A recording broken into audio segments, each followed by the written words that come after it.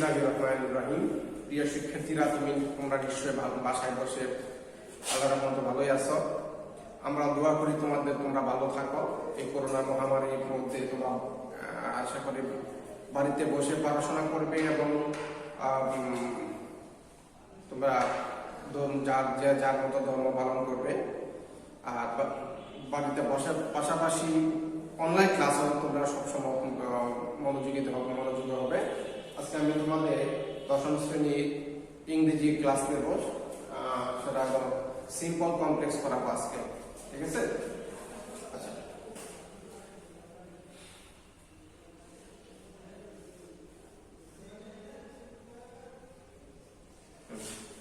Simple complex compound করতে হলে আমরা জানি সেন্টেন্স, আমরা সেন্টেন্স কি, বাক্যে কতগুলো শব্দ সুবিন্যস্ত আকারে সাজালে যদি সম্পূর্ণভাবে মনে ভাব প্রকাশ করে তার নাম হলো সেন্টেন্স বা বাক্য। আমরা আগে পড়ছি সেন্টেন্স গঠনগত তোমার অর্থগত অনুসারে সেন্টেন্স হলো 5 প্রকার। আজকে আমরা পড়বো গঠনগত সেন্টেন্স। গঠনগত সেন্টেন্স কত প্রকার? গঠনগত সেন্টেন্স হলো 3 প্রকার। কি কি? সিম্পল, কমপ্লেক্স আর হলো কম্পাউন্ড। ঠিক আছে? সেন্টেন্স কত প্রকার? সিম্পল, কমপ্লেক্স, কম্পাউন্ড, তার মানে 3 প্রকার। এই ক্ষেত্রে তোমার সাবজেক্ট থাকবে একটা, ভার্ব থাকবে একটা। এই ক্ষেত্রে সাবজেক্ট থাকবে 2টা, ভার্ব থাকবে 2টা। এই ক্ষেত্রে সাবজেক্ট কম্পাউন্ডের ক্ষেত্রে এই ক্ষেত্রে সাবজেক্ট থাকবে একটা অথবা 2টা, ভার্ব থাকবে 2টা। ঠিক আছে, তোমরা একটু খেয়াল করো, একটা অথবা 2টা। ঠিক আছে, তাহলে আমি তোমাদেরকে 2টা উদাহরণ দিই, উদাহরণ দিলে তোমরা সহজে বুঝতে পারবা।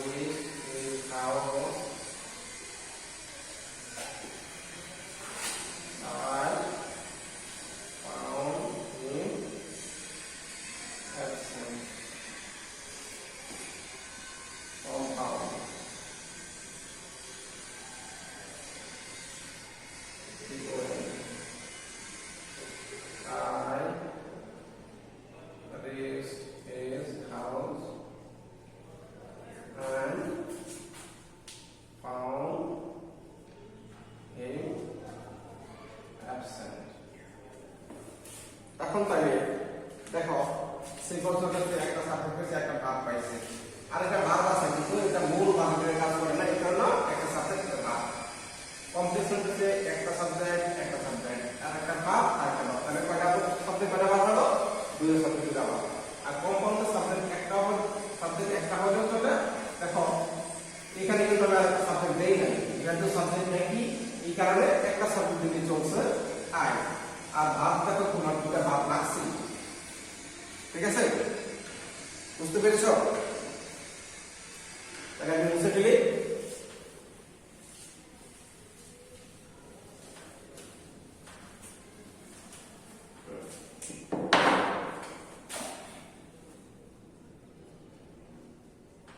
কমপ্লেক্স সেন্টেন্সের মধ্যে চেনা কি করে চিনব? যদি দেখো if, though, although, since, as, because, till, until, as if,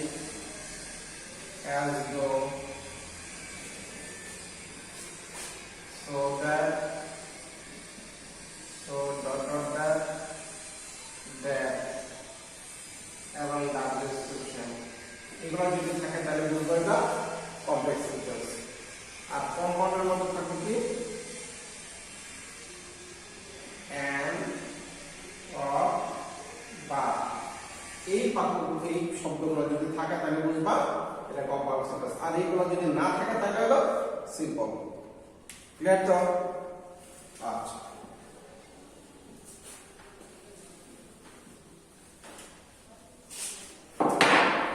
আমি তোমাদেরকে একটা চার্ট দেবো, এই চার্ট অনুসারে একটা চার্টে একটা করে প্রতিদিন করাবো। চলো আমরা একটু দেখি।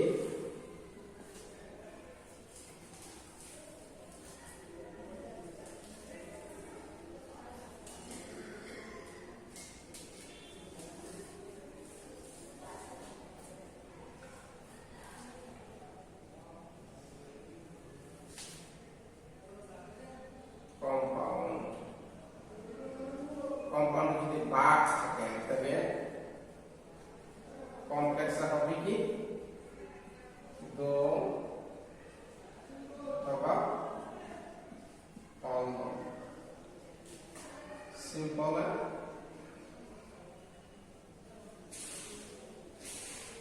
in spite of plus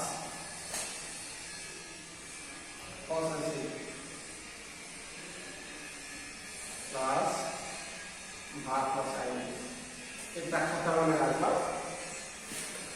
in spite of plus possessive plus verb plus ing, ঠিক আছে? আমরা তাহলে দেখো যদি ভার্ব দেওয়া থাকে তাহলে আমরা কমপ্লিট করব দল দুটো বসিয়ে কমপ্লিট সিম্পল করব in spite of plus possessive plus verb plus ing করে। সূত্রটা তুলেছো তোমরা? চলো আমরা একটা উদাহরণ করব, পরের জন্য বাসায় প্র্যাকটিস করবা, ঠিক আছে?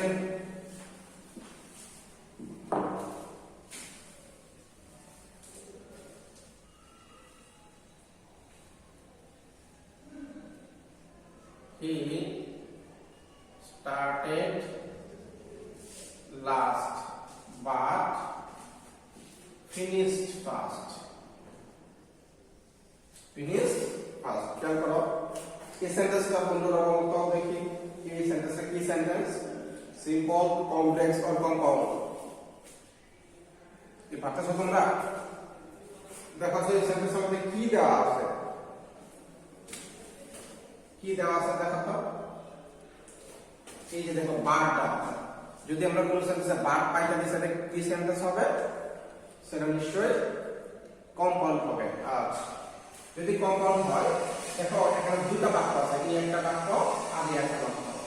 তাহলে যে বাক্যের পূর্বে কোনো কিছু দেওয়া নাই ওই বাক্যের পূর্বে আমরা দো বসিয়ে দেব, তাহলে হয়ে যাবে কি কমপ্লেক্স। তাহলে এটা আমরা সি ডি নামে সংক্ষেপে বলতে পারি সি এক্স। তাহলে বলতে কি দো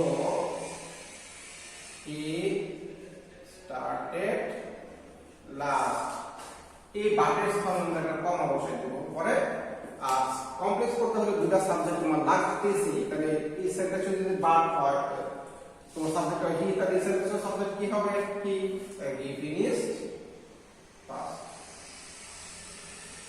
এই তোমরা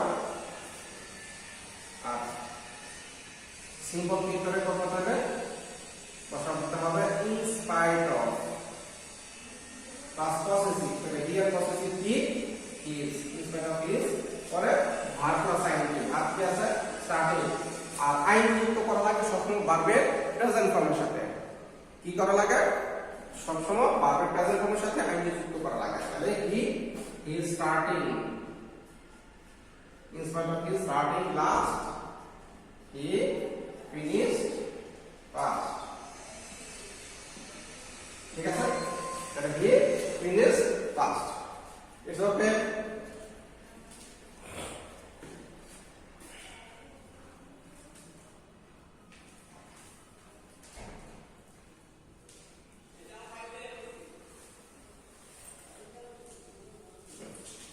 এখন যদি মূল ভার্ব না থাকে, মূল ভার্ব না থেকে তোমার এডিটার ওয়ার্ড থাকে তাহলে কি করবে?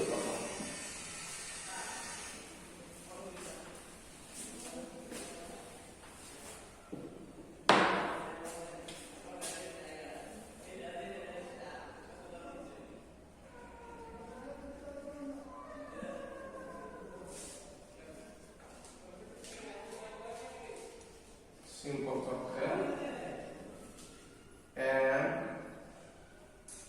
is are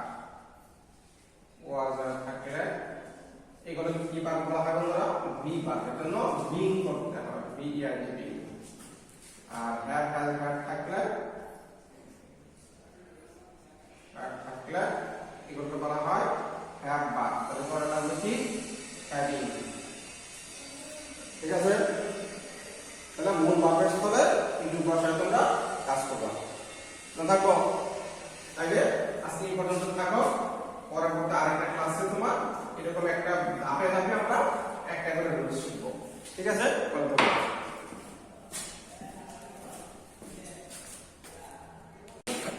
At first, I welcome to online class of Pawani High School.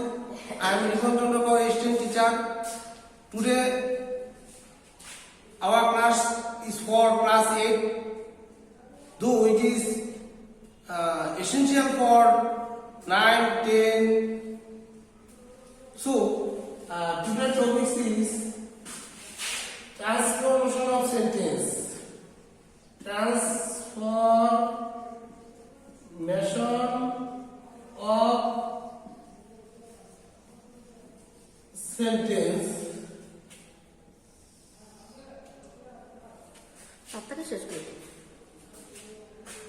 or changing sentence. আশা করি তোমরা এই টপিকটা পরবর্তী ক্লাসে তোমাদের অলরেডি শিখে ফেলেছো। তথাপি it often causes difficulty and confusion. So I focus on transformation of sentence, how to change the one sentence to another sentence. And today I discuss on affirmative to negative. Affirmative to negative. প্রথমে আমি তোমাদেরকে আলোচনা করতে চাই transformation of sentence কি।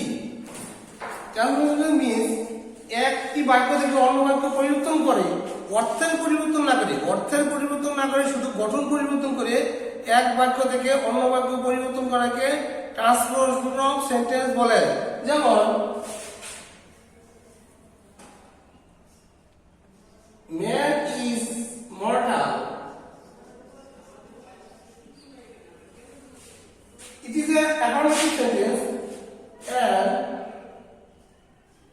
if we change into negative sentence, man is not immortal.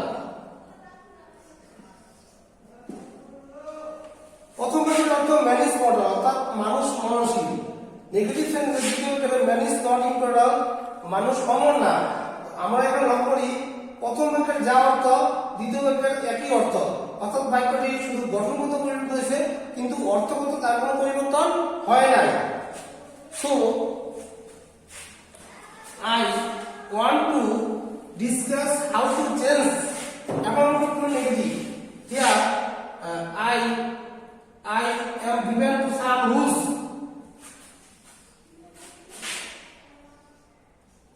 Only by alone দ্বারা যদি কোনো ব্যক্তিকে নির্দেশ করে তাহলে আমরা অনলি বা অ্যালোর পরিবর্তে কি বসাতে পারি? নান বা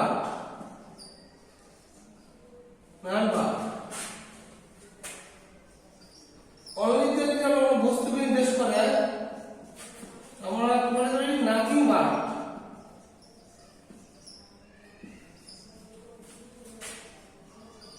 অনলি দ্বারা সংখ্যা বা বয়সকে নির্দেশ করে আমরা not more than oblique not less than বসাতে পারি। দেন মাস্ক যুক্ত বাক্যে আমরা মাস্টার পরিবর্তে ক্যান বা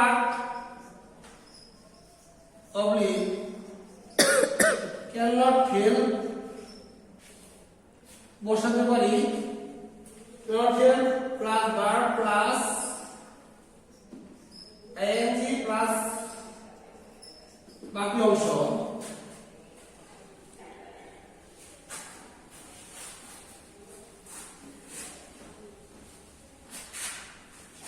then always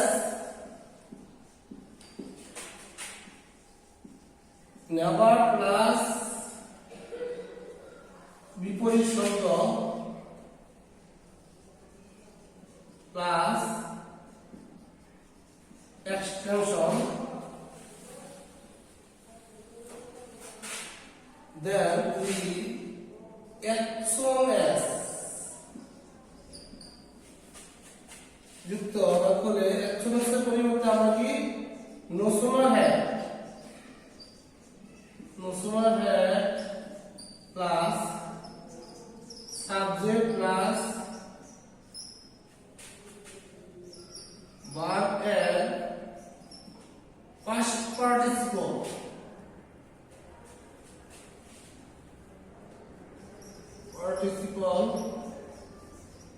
plus extension plus then plus দ্বিতীয় sentence.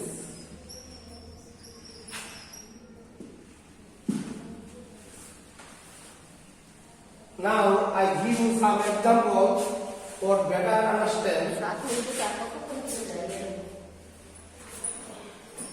Only he can do the work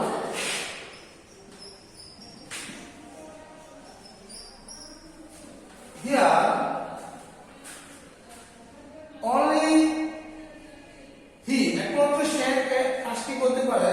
এখানে only দ্বারা ব্যক্তিকে নির্দেশ করছে, only দ্বারা কাকে নির্দেশ করছে? ব্যক্তিকে। So we can use noun verb.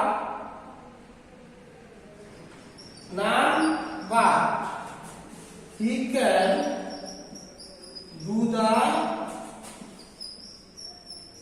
work.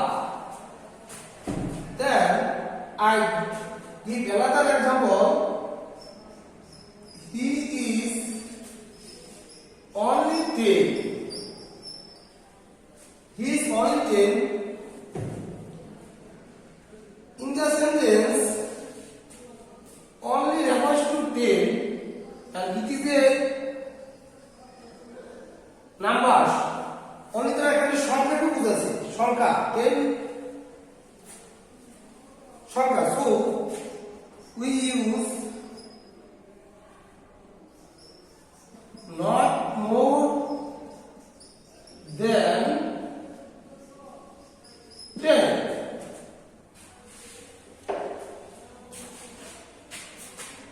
Dear student, আমি আশা করি তোমরা एग्जांपल খুব ভালো করে লক্ষ্য করছো এবং তোমরা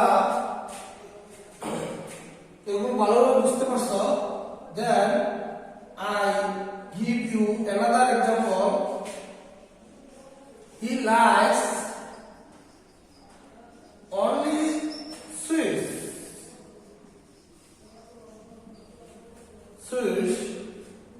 Here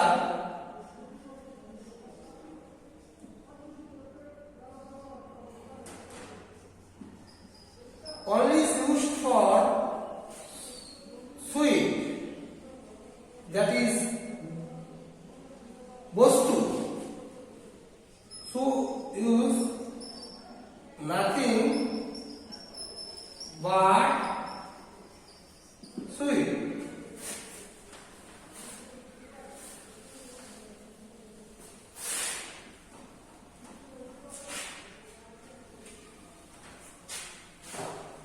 তারপর আমরা তোমাদেরকে আরেকটি এক্সাম্পল দেই। I always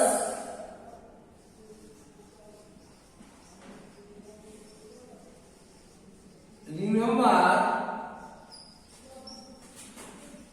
you. In this sentence we can find always, অর্থাৎ আমরা অলওয়েজ যুক্ত সেন্টেন্স যদি থাকে তাহলে আমরা অলওয়েজ এর পরিবর্তে কি বসাতে পারি? Never.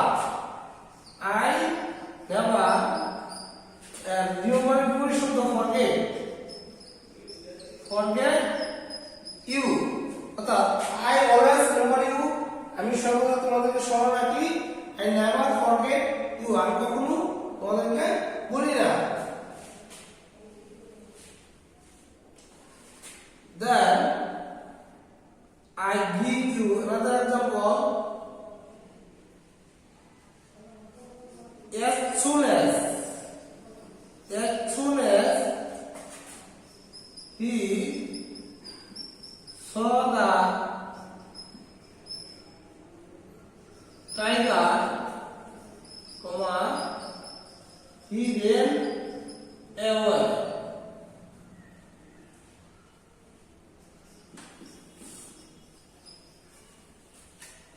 Here we use no sooner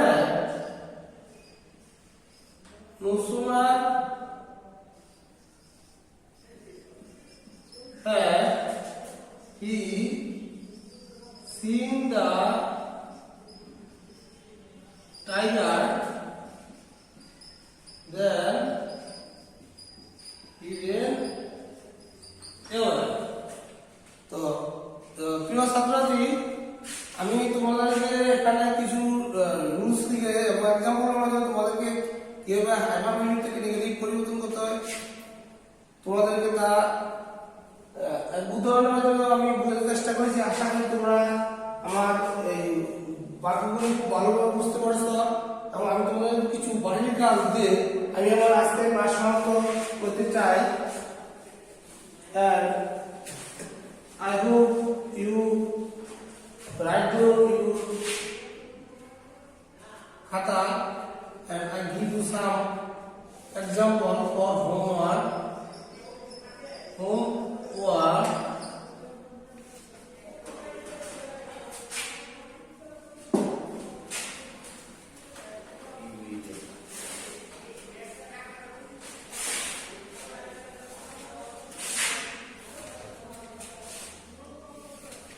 He must obey his teachers.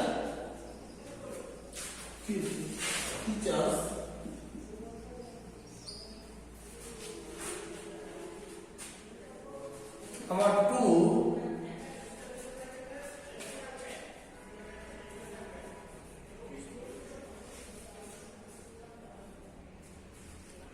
he is always agree with you.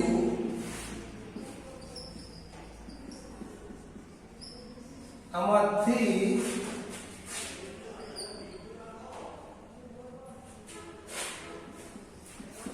he is punctual. Number 4,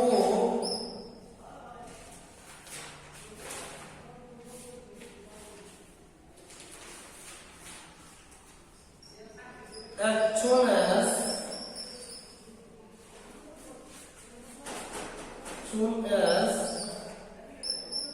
the thief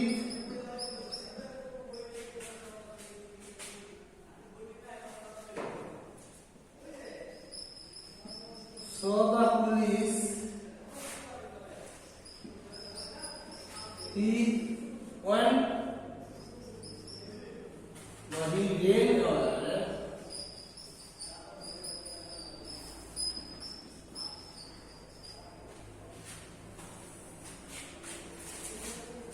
এখানে আমি তোমাদের কিছু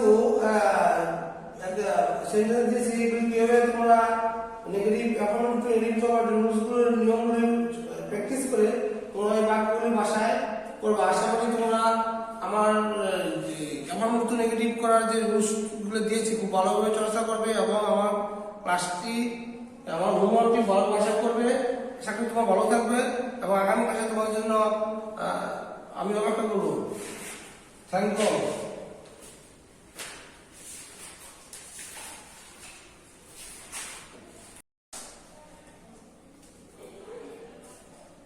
প্রিয় শিক্ষার্থী,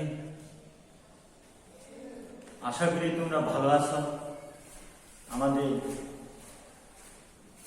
কোভিড-19 কারণে আবার স্কুল বন্ধ হয়, তোমাদের অনলাইন ক্লাস চালু হচ্ছে।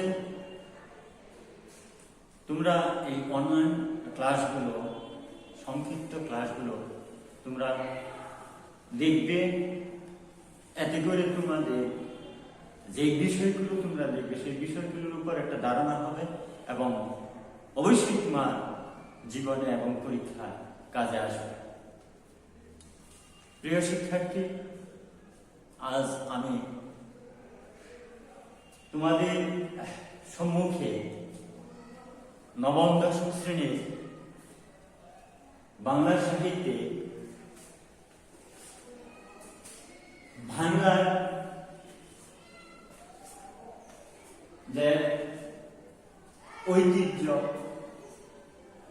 বাংলার গ্রামগঞ্জ যে সাহিত্যে ভরপুর,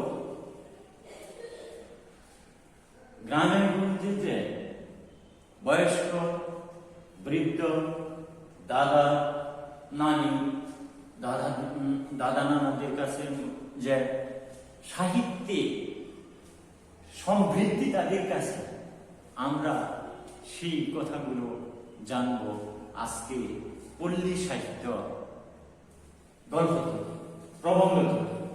আমরা আজকে জানবো পল্লী সাহিত্য। এই প্রবন্ধ থেকে আমরা জানতে পারবো কিভাবে গ্রামে গঞ্জে সাহিত্যের ভান্ডার রহিত আছে। যাক প্রিয় শিক্ষার্থী, আমরা তার আগে একটু জেনে নিব পল্লী সাহিত্য প্রবন্ধের লেখক মোহাম্মদ শহীদুল্লাহ সম্পর্কে। আমরা জেনে নিব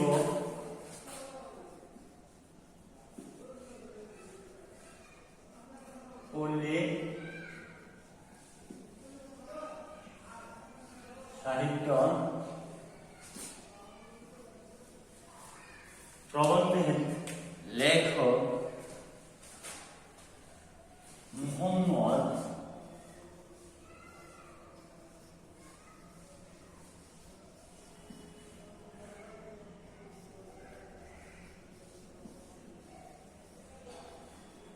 শহীদুল্লাহ। আমরা পল্লী সাহিত্য প্রবন্ধের লেখক মোহাম্মদ শহীদুল্লাহ সম্বন্ধে এক প্রাথমিক ধারণা জেনে নিই। মোহাম্মদ শহীদুল্লাহ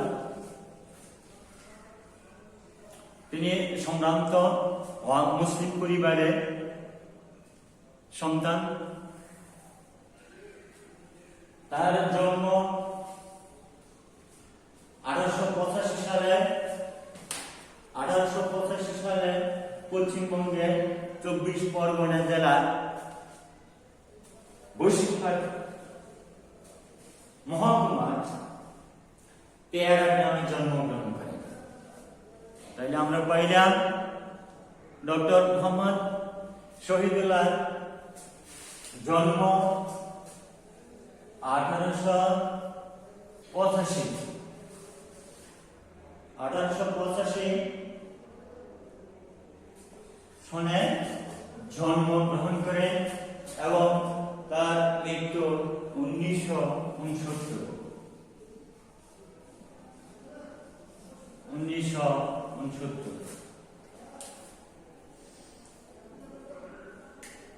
তিনি 1910 সালে সংস্কৃতিতে বিএ অনার্স পাশ করেন। কলকাতা সিটি কলেজ থেকে তিনি 1910 সালে সংস্কৃতিতে বিএ অনার্স পাশ করেন এবং 1992 সালে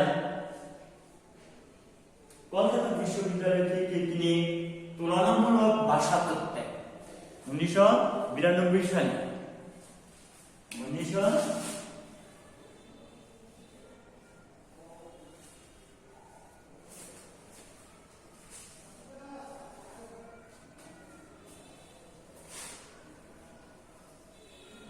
ভারত সালে এই ভাষাতত্ত্বে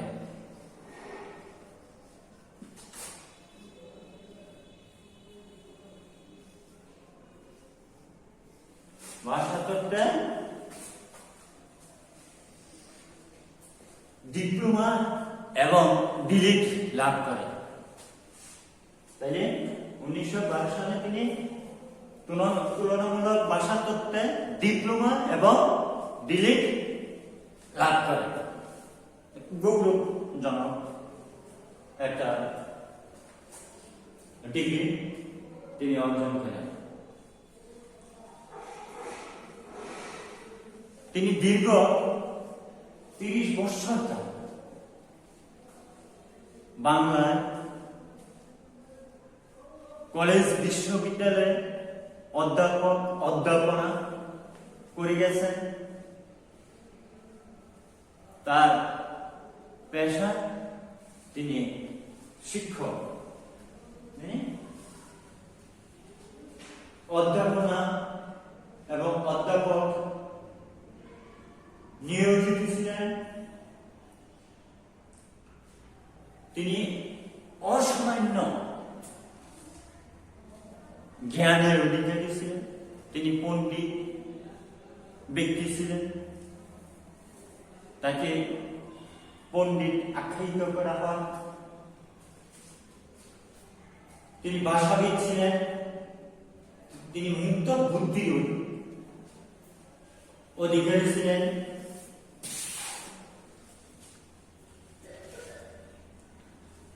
প্রাচীন ভাষা ও সাহিত্য সম্পর্কে দুরূহ ও জটিল সমস্যার যুক্তিপূর্ণ ব্যাখ্যা ও বিশ্লেষণ তিনি অসামান্য পাণ্ডিত্যের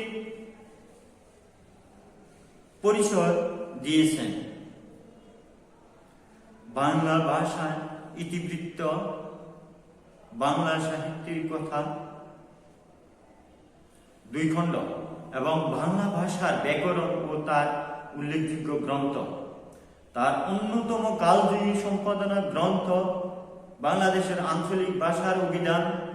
তিনি আলাওলের পদ্মাবতী, বিদ্যাপতি শতক সহ আর অনেক গ্রন্থ সম্পাদনা করেন।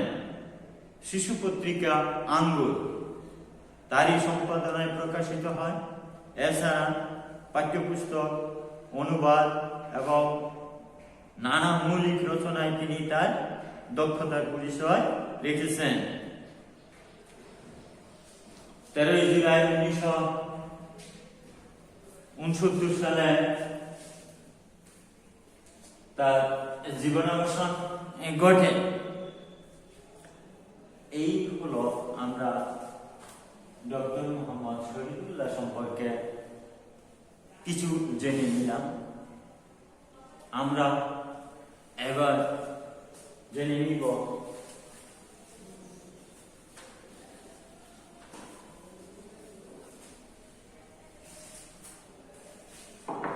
পল্লী সাহিত্য। দেখি তিনি কি লিখেছেন পল্লী সাহিত্যে। তিনি বলেছেন, পল্লী গ্রামের শহরের মতো গায়ক, বাদক, নর্তক না থাকলেও তার অভাব নেই। দেখো এখানে কি বলছে, পল্লী গ্রাম, আমরা যারা গ্রামে বসবাস করি, গ্রামের মানুষ, এখানে গায়ক নাই, বাদক নাই, নর্তক নাই। শহরে যেমন বিভিন্ন গানের অনুষ্ঠান, একাডেমি, সঙ্গীত চর্চা ইত্যাদি যে একাডেমিক থাকে এবং প্রশিক্ষণ দেওয়া হয়, এইগুলো আমাদের গ্রামের মধ্যে নাই। কিন্তু লেখক কি বলছেন যে যদিও এইগুলো পল্লী গ্রামে নাই, তথাপি এখানে রয়েছে। কি রয়েছে দেখি, চারদিকে কুকিল, দোয়েল, পাপিয়া প্রভৃতি পাখির কলঘান, নদীর কুলকুল ধ্বনি, পাতার মর্মর শব্দ, শ্যামল শস্যের ভঙ্গিময় খেলাধুলা প্রচুর পরিমাণে শহরের অভাব এখানে পূর্ণ করে দিচ্ছে। পল্লীর ঘাটে মাঠে, পল্লীর আলো বাতাসে, পল্লীর প্রত্যেক পরতে পরতে সাহিত্য ছড়িয়ে আছে। কিন্তু বাতাসের মধ্যে বাস করে আমরা যেমন ভুলে যাই বায়ু সাগরে আমরা ডুবে আছি, তেমনি পারাকে থেকে আমাদের মনেই হয় না যে কত বড় সাহিত্য ও সাহিত্যের উপকরণ ছড়িয়ে আছে। এখানে একটা কথা দেখি আমরা, যে আমরা বায়ু সাগরে ডুবে আছি। আসলে এই বায়ু যেমন আমরা যে অক্সিজেন গ্রহণ করি এবং কার্বন ডাইঅক্সাইড ত্যাগ করি, আমরা এই যে বায়ু সাগরে বসবাস করি সেটার সাথে তুলনা করছে যে এখানে যে জিনিসটা প্রচুর আছে সেটার যেন গুরুত্ব কম।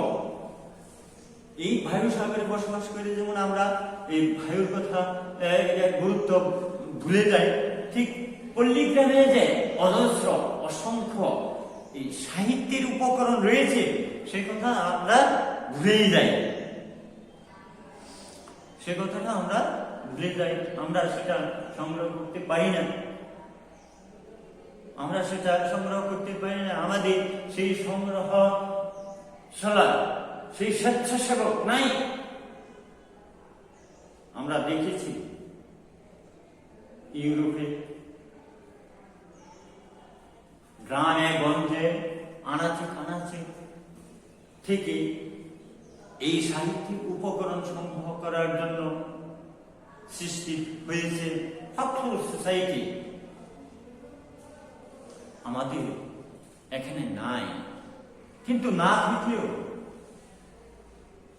এরই মধ্যে এই আমাদের মধ্য থেকেই কিছু কিছু লোক সেটা সংগ্রহ করে দেখিয়েছেন যে এটার গুরুত্ব কত এবং এটা সাহিত্যে কত সমৃদ্ধ করতে পারে।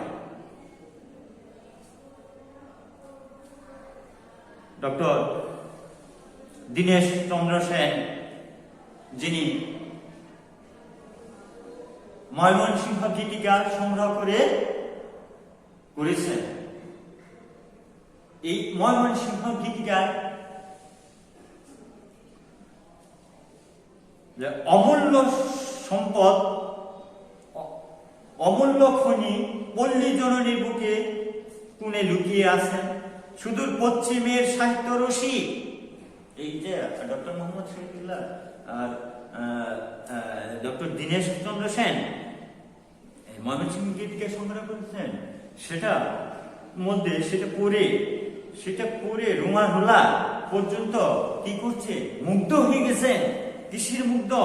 মদিনা বিবির সৌন্দর্যে, অর্থাৎ এই যে মদিনা বিবি ওনার যে রূপ বর্ণনা, সেই বর্ণনা করে তিনি মদিনা বিবির প্রতি মুগ্ধ হয়ে গেছেন।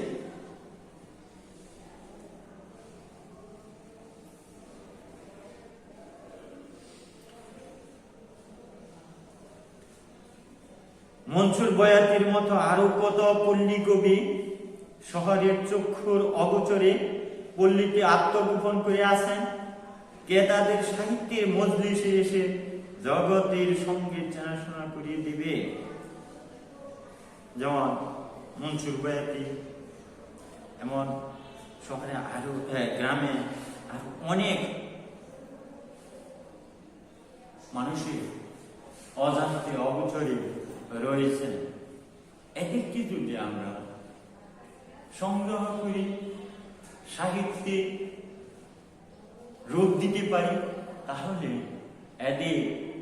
এটা চিরস্মরণীয় হয়ে থাকবে আর আমাদের সাহিত্য সমৃদ্ধ হবে। আর যদি বাংলাদেশের প্রত্যেক পল্লী থেকে এইসব অচেনা কবিদের গাথা সংগ্রহ করে প্রকাশ করা হতো, তাহলে দেখা যেত বাংলার মুসলমান ও সাহিত্য সম্পদে কত ধনী। কিন্তু হায়, একাধিক জন্য স্বেচ্ছাসেবক দল কোথায় বা কই?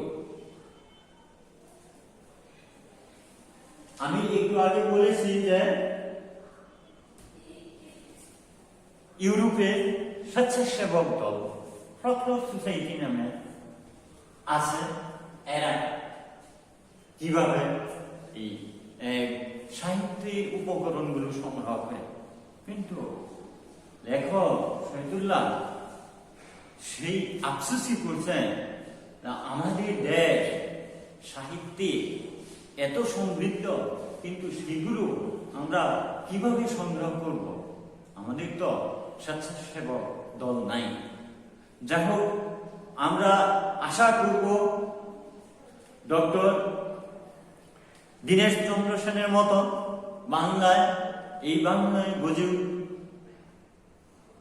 গড়ে তুলবেন প্রাচীন এবং গ্রামীণ সাহিত্য, গ্রামীণ লোকজ, সেইগুলোকে সমৃদ্ধ করে ডক্টর দীনেশ চন্দ্র সেনের মতো বিখ্যাত হবেন এমন লোক জন্মাবে, এই প্রত্যাশা করি। আর এই প্রত্যাশা করে তোমাদের আজকের এই অনলাইন ক্লাস আমি তোমাদের কাছ থেকে বিদায় নিয়েছি। আল্লাহ হাফেজ, ভালো থেকো।